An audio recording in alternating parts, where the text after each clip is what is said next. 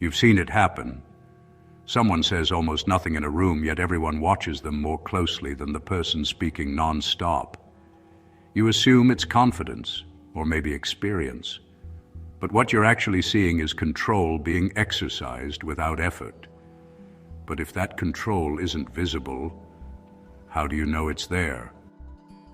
Most people believe power comes from expression, from speaking clearly, asserting ideas, proving presence through words. But that belief hides something uncomfortable, because the people who truly hold control rarely feel the need to prove it through speech. They don't fill silence, they don't rush to clarify, and they don't compete for attention. Instead, they let others expose themselves through words, reactions, and unnecessary explanations, while they remain still, observing everything without revealing anything. And the more you notice this, the harder it becomes to ignore who is really in control. What you're taught is to communicate more so you can be understood. But in reality, the more you explain, the more you give others material to interpret, challenge, or use against you.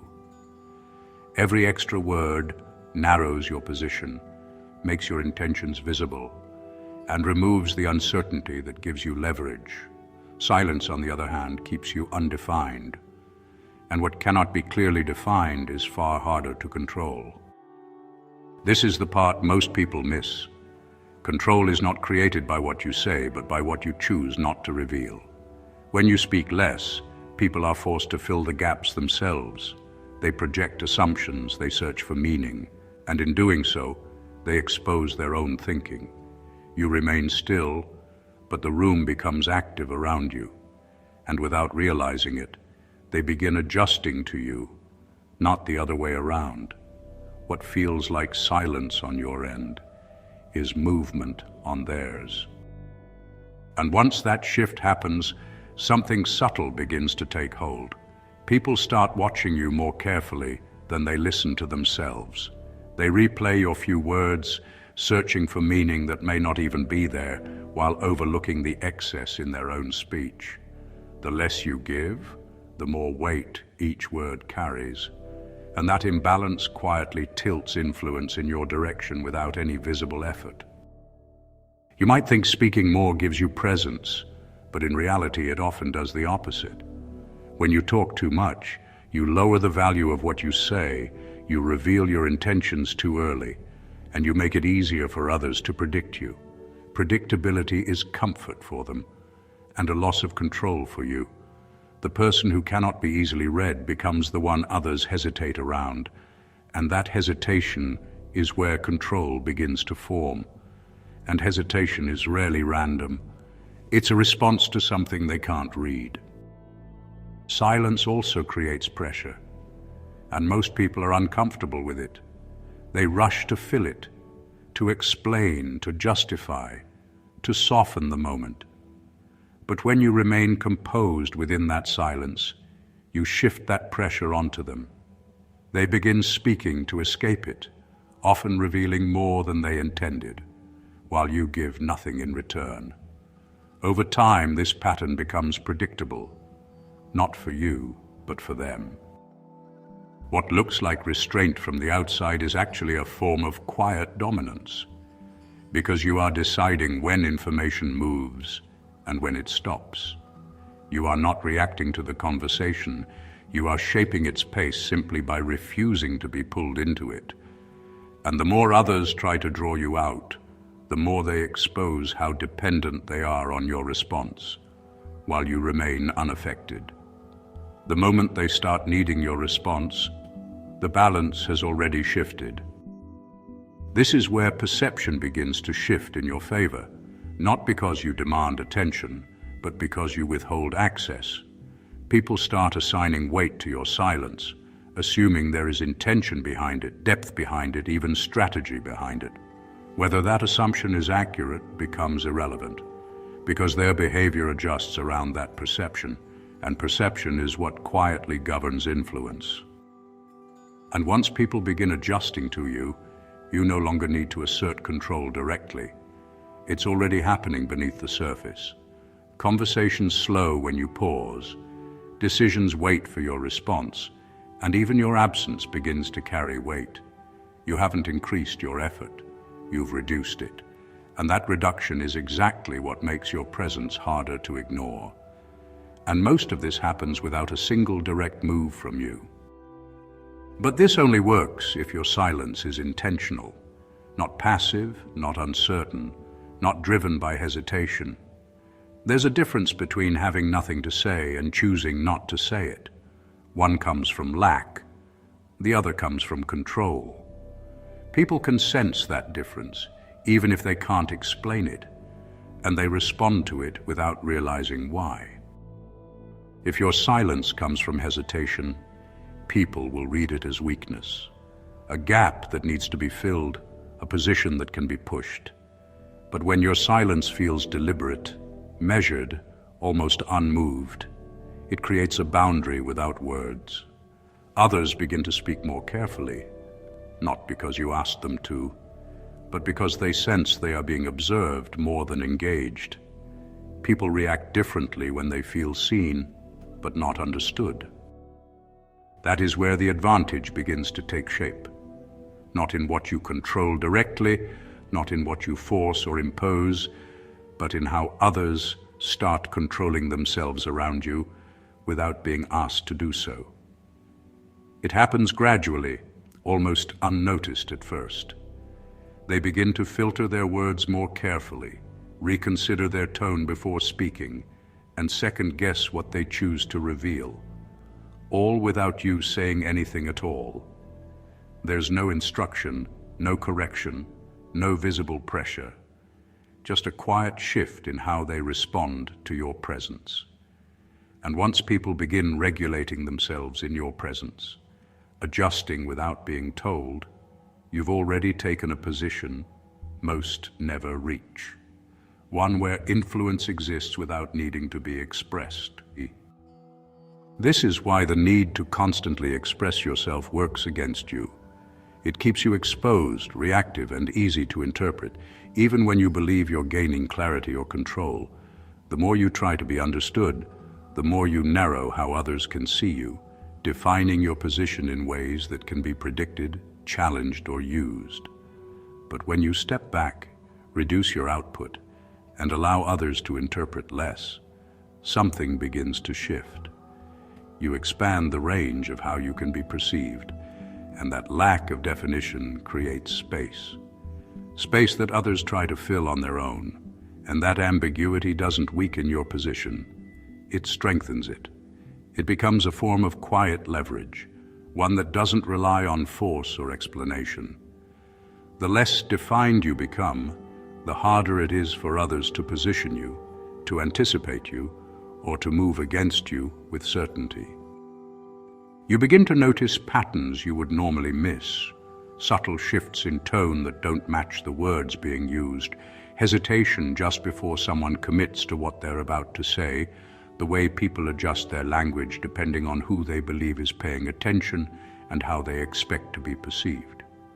These details are easy to overlook when you're focused on speaking, but when that need is removed, something else takes its place. When you are not occupied with expressing yourself, your awareness sharpens in a way that feels almost automatic, and that awareness is not passive. It doesn't just observe. It begins to function as a tool, giving you access to information others reveal without realizing it, often in ways they don't even notice themselves. Most people never reach this point because they remain focused on being heard, on expressing themselves clearly, on making sure their presence is acknowledged. That focus keeps their attention outward, fixed on what they are saying rather than what is being revealed around them. They speak to assert themselves, to gain approval, to avoid the discomfort of silence. And in doing so, they give away the very thing they are trying to build, piece by piece, without realizing it. Control doesn't come from being understood by everyone or from making your position obvious. It comes from understanding more than you reveal, from holding back just enough to see what others cannot. And once you see that clearly, Once you recognize the pattern without needing it to be explained again, speaking less stops feeling like restraint and starts feeling like control. And the more you practice this, the more you begin to notice how quickly people expose themselves when given just enough space to do so. It doesn't take pressure, and it doesn't require confrontation. It happens naturally, almost automatically. They start explaining their decisions in more detail than necessary, justifying their behavior without being questioned, and revealing their intentions simply to feel understood. You don't need to interrogate them. You don't need to challenge what they say, and you don't need to guide the conversation in any obvious way. You simply remain still, present, and attentive, and let their own need to be understood do the work for you, revealing more than you ever had to ask for. Over time, you stop reacting to words at face value and start watching the gaps around them, the spaces where meaning is either held back or carefully avoided. You begin to notice what someone chooses not to say, where they hesitate before continuing, how their tone shifts when there's no immediate response from you to guide them. These details, subtle as they are, become clearer when you are not filling the space yourself, when you allow silence to exist long enough for patterns to surface. And once you begin seeing those patterns consistently, something changes. Conversations stop being simple exchanges of words and start becoming something you can quietly read, something that reveals more than what is ever said directly. This changes how you respond as well, because you are no longer trying to match energy, fill space, or keep pace with the rhythm others set. You step outside of that pattern. You choose when to speak, and more importantly, when not to. Not out of hesitation, but with clear intent. That control over timing becomes its own signal, one that others notice without fully understanding why it feels different. Your pauses become deliberate, your responses less expected, and the space between your words begins to carry meaning on its own. And the less predictable your responses become, the more carefully people begin to approach you, adjusting themselves before you even say anything. Predictability is comfort. It allows people to relax, to anticipate, to move without caution. And once you remove that comfort, even slightly, it begins to change how people behave around you in ways they don't fully recognize. There's also a shift in how your words are received, because when you speak less, each sentence begins to carry more weight than it did before. It's no longer just about what you say, but about how often you choose to say anything at all.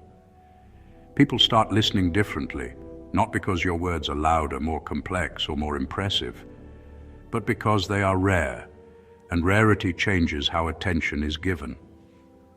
When something is limited, it becomes more noticeable, more deliberate, and harder to ignore, and that alone begins to reshape how others respond to you, because rarity creates value even when nothing about the words themselves has changed. At that point, you're no longer competing for attention. You're controlling where it goes without needing to reach for it or demand it directly. Others begin directing their focus toward you on their own, watching more closely, waiting for your reaction, and quietly measuring their own behavior against your stillness. You haven't raised your voice, you haven't increased your presence, and you haven't asked for influence. But something has shifted in how you're perceived. You've created a space where influence naturally gathers, where attention moves toward you without effort, simply because you've removed the need to chase it. And what makes this more effective is that it doesn't trigger resistance, because it isn't forceful, and it doesn't feel like control is being imposed. You're not interrupting, correcting, or trying to dominate the exchange in a visible way. There's no friction, no direct pressure, nothing for others to push against. You're simply reducing your presence just enough, in a way that makes others more aware of it without fully understanding why. That absence creates a kind of tension people instinctively try to resolve on their own. They begin adjusting, filling gaps, and leaning forward without being asked. And in doing so, they move closer to your position without ever feeling like they were pushed there. Control doesn't always come from pressure. Sometimes it comes from absence, from what you choose not to add, and from what you allow others to confront on their own. There's a point where you start noticing how often people give themselves away, not because they're careless, but because they don't understand the value of restraint. That pattern runs deeper than it seems. I've broken it down in detail inside The Art of Strategic Indifference, not as theory, but as a way to move through situations without exposing yourself unnecessarily. It's linked in the description, if you're starting to see what most people miss. This is why people often misread quiet individuals. They assume a lack of confidence, a lack of ideas, or even a lack of awareness, simply because there isn't constant expression to validate otherwise. But in many cases, the opposite is true. The person who says less is often processing more, noticing more, and deciding far more carefully what is actually worth revealing and what should remain unseen. And because that process is invisible, because it happens without display or explanation, it gives them an advantage others don't account for. An advantage that isn't obvious until it's already influencing the outcome, making their actions harder to anticipate and their presence harder to challenge. If you've noticed this pattern in your own life, where saying less changes how people respond to you, you'll probably want to stay close to this kind of thinking. Eventually, you begin to understand that control is not something you display. It's something you maintain over time, often without drawing attention to it. It's not found in the volume of your voice, the speed of your response, or how quickly you assert yourself in a moment, but in your ability to remain unaffected when others are not, to stay composed when the environment becomes reactive. When you stop reacting immediately, stop explaining unnecessarily, and stop filling every silence just to ease tension, you begin to remove the very mechanisms people rely on to read you, predict you, and position themselves around you. And without those mechanisms, they lose certainty. And once certainty is gone, their behavior begins to shift in ways they don't fully understand. And uncertainty changes behavior more than authority ever could, because people act differently when they cannot fully understand you, when they don't have a clear sense of where you stand or how you'll respond. That lack of clarity forces them to adjust. They become more cautious, more observant, more controlled in how they speak and how much they reveal. You haven't imposed rules. You haven't corrected them. You haven't even signaled disapproval.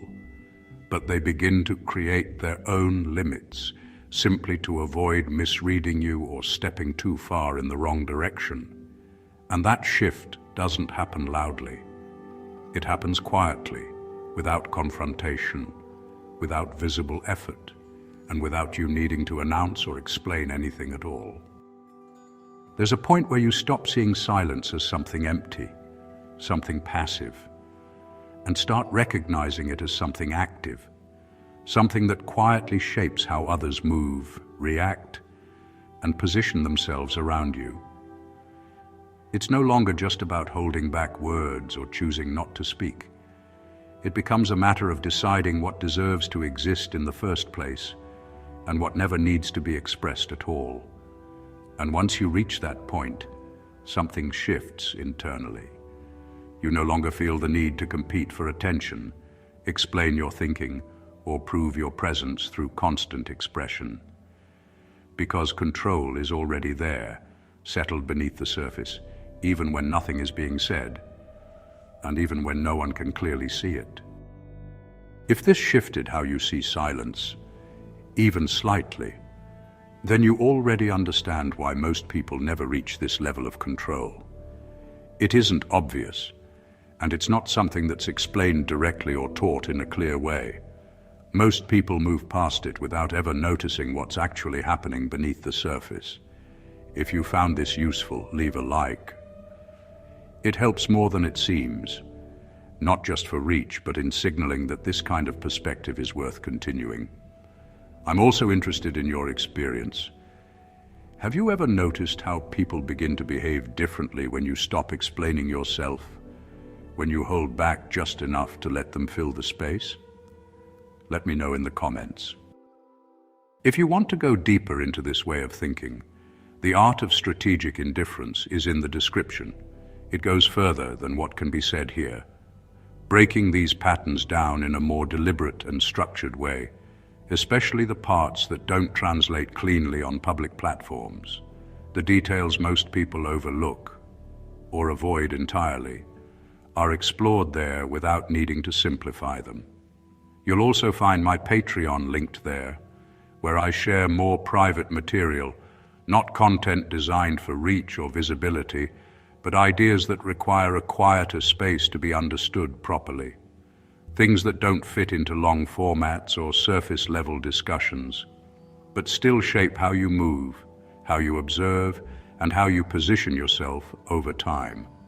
Subscribe if you want more of this kind of perspective. And watch the next video if you're starting to notice how much is revealed, not just in what people say, but in what they choose to leave out.